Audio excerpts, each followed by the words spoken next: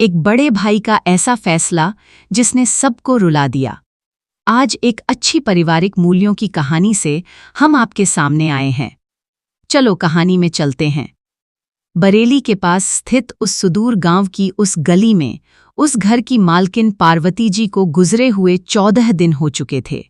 उन दिनों में उनके पति दीक्षित जी एक शिक्षक के रूप में उस गांव में आए थे और घर बनाकर वहीं बस गए थे। उनके 2 बेटे थे। बड़ा बेटा सूर्यन और उसकी पत्नी अरुणा दोनों अमेरिका में नौकरी करते हैं। उनके 2 बच्चे हैं, एक बेटी और एक बेटा। छोटा बेटा शेखर और उसकी पत्नी कविता अपनी 2 बेटियों के साथ सिंगापुर में रहते हैं। दीक्षित जी की मृत्यु हुए कई साल हो गए थे। बेटों ने पार्वती जी को अपने पास बुलाने की बहुत जिद की, लेकिन वे अपने ही घर में अकेले रहना पसंद करती थीं। शायद उनकी पूजा अर्चना या उनके निस्वार्थ भाव का ही फल था कि बिना किसी बीमारी या बेचैनी के नींद में ही उनका देहांत हो गया। उसी गांव में रहने वाले दूर के रिश्तेदार भास्करम ने पार्वती जी के पार्थिव शरीर को बेटों के आने तक सुरक्षित रखा। दोनों बेटे तीसरे दिन शाम तक अपनी पत्नियों के साथ पहुंच गए। 13 दिनों तक उन्होंने अपनी माता का कर्मकांड पूरी श्रद्धा के साथ किया। 14वें दिन दोपहर में शेखर हॉल में टीवी पर क्रिकेट मैच देख रहा था। तभी उसकी पत्नी कविता आई और बोली, क्या इस समय सारे जरूरी काम छोड़कर मैच देखना जरूरी है? कहते हुए उसने शेखर के हाथ से रिमोट लेकर टीवी बंद कर दिया। क्या हुआ कविता, अब मैं क्या करूं? शेखर ने चिढ़ते हुए पूछा। आप ऐसा क्यों कह रहे हैं? इस घर और सोने के गहनों के बारे में बड़े भाई साहब से बात करके मामला सुलझाइए। वैसे भी यह इलाका राजधानी के पास है और कीमतें काफी बढ़ गई हैं। हमारी 2 बेटियां हैं और आपकी नौकरी ऐसी है कि बार बार आना मुमकिन नहीं है। इसलिए बेहतर होगा कि ये सब अभी तय करके ही यहां से जाए, कहकर वह अंदर चली गई। शेखर ने सोचा कि भैया ने तो कभी इन बातों का जिक्र नहीं किया, तो क्या मेरा इस तरह जल्दबाजी में पूछना ठीक होगा? यही सोचते हुए वह बाहर टहलने निकला। रास्ते में भास्करम चाचा मिल गए। चाचा, आप यहां कैसे? शेखर ने पूछा। बस एक छोटे से काम से आया था बेटा।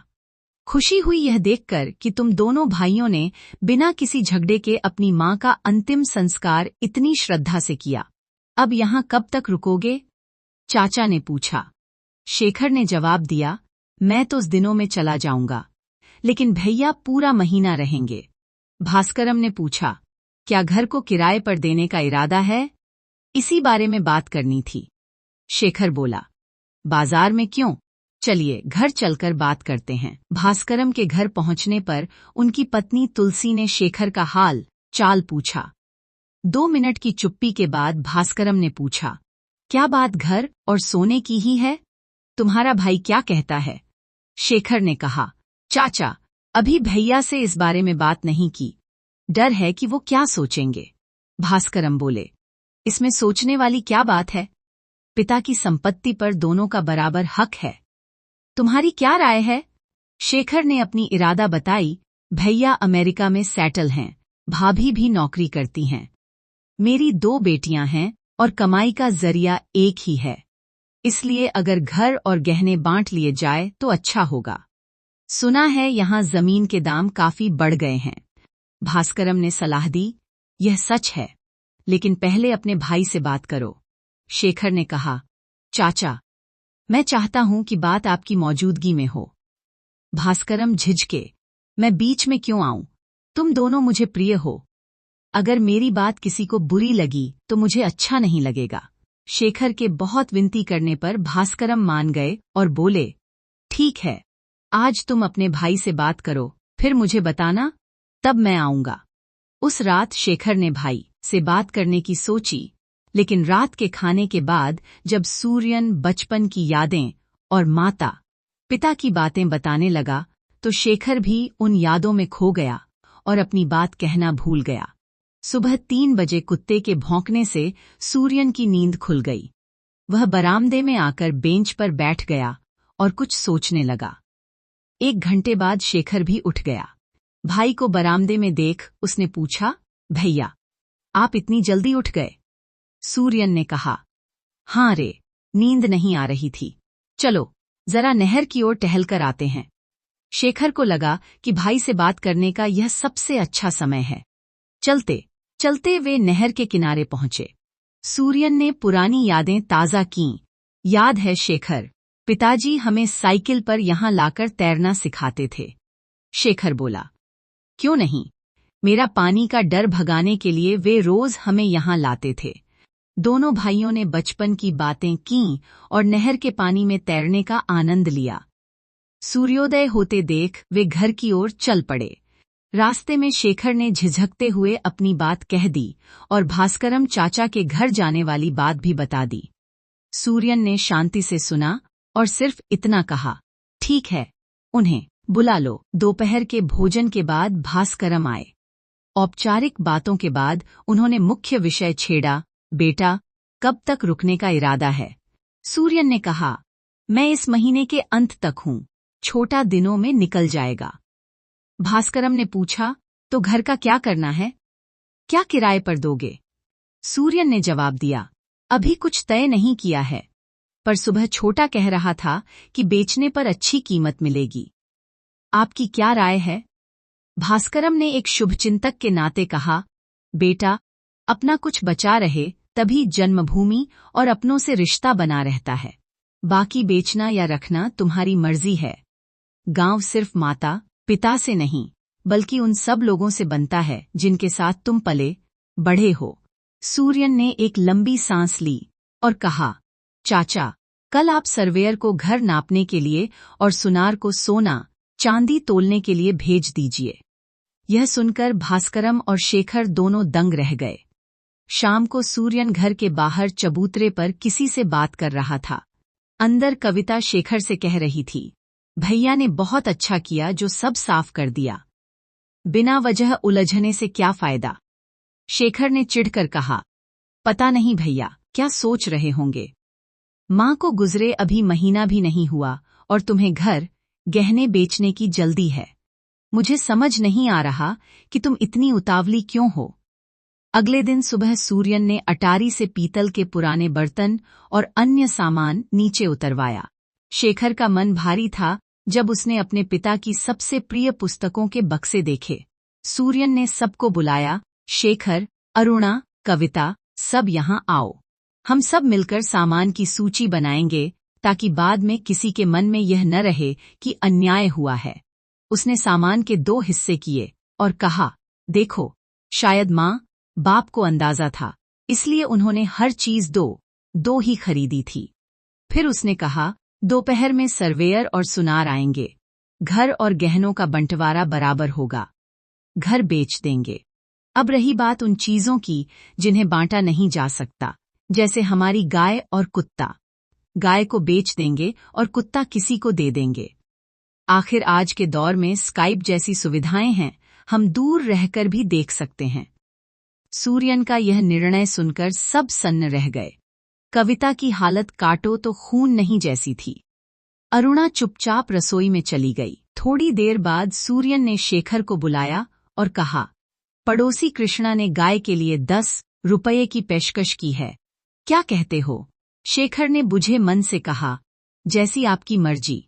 सूर्यन ने कहा, सिर्फ मेरी मर्जी नहीं, कविता से भी पूछ लो। कविता ने भी बेमन से हामी भर दी। गाय बेच दी गई और पैसे अलमारी में रख दिए गए। दोपहर में भास्करम सर्वेयर और सुनार को ले आए। घर की नाप जोख हुई और गहने तोले गए। शाम तक सारा हिसाब कागजों पर आ गया। सूर्यन ने भास्करम से कहा, चाचा अगर कोई खरीदार हो तो बात पक्की कीजिए। छोटे के जाने से पहले रजिस्ट्री करवा देंगे। यह सुनकर शेखर का गला रूंध गया।